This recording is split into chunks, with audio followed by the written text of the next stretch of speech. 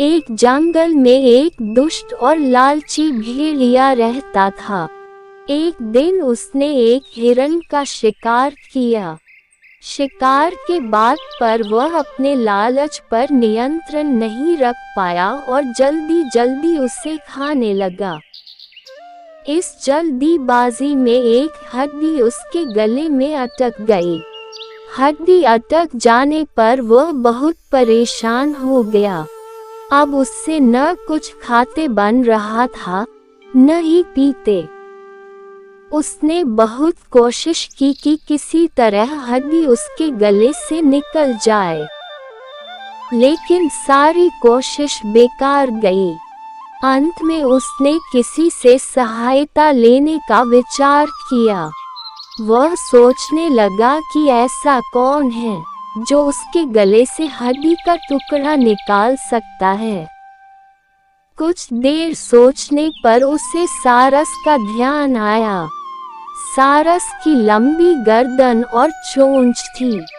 वह उसके मुंह में अपनी चोंच घुसाकर आसानी से हड्डी निकाल सकता था। बिना देर के भेड़िया सारस के पास पहुंचा और बोला, सारस भाई, मेरे गले में एक हड्डी अटक गई है। क्या तुम अपनी चोंच से वो हड्डी निकाल दोगे? मैं तुम्हारा बहुत एहसानमंद रहूंगा और तुम्हें उचित इनाम भी दूंगा। सारस पहले तो भेड़िए के मुंह में अपनी चोंच डालने से डरा, लेकिन बाद में उसे भेड़िए पर दया आ गया और वह तैयार हो गया। भेड़िए मुंह खोलकर खड़ा हो गया और सारस ने उसमें अपनी चोंच डाल दी, लेकिन उसकी चोंच हड्डी तक नहीं पहुंच पाई। तब उसे अपनी आधी गर्दन भी भेड़िए के मुंह में घुसानी पड़ी। सारस की गर्दन मुंह में जाते ही लालची भेड़िए के मन में लालच जागने लगा। उस सोचने लगा कि यदि मैं इसकी लजीज गर्दन को चबा पाता तो मजा आ जाता, लेकिन उस समय उसे अपने गले में फंसी हड्डी निकलवानी थी, इसलिए वह मन मार कर रह गया।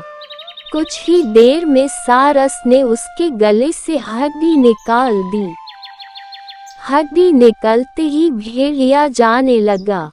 न उसने सारस को धन्यवाद दिया न ही इनाम।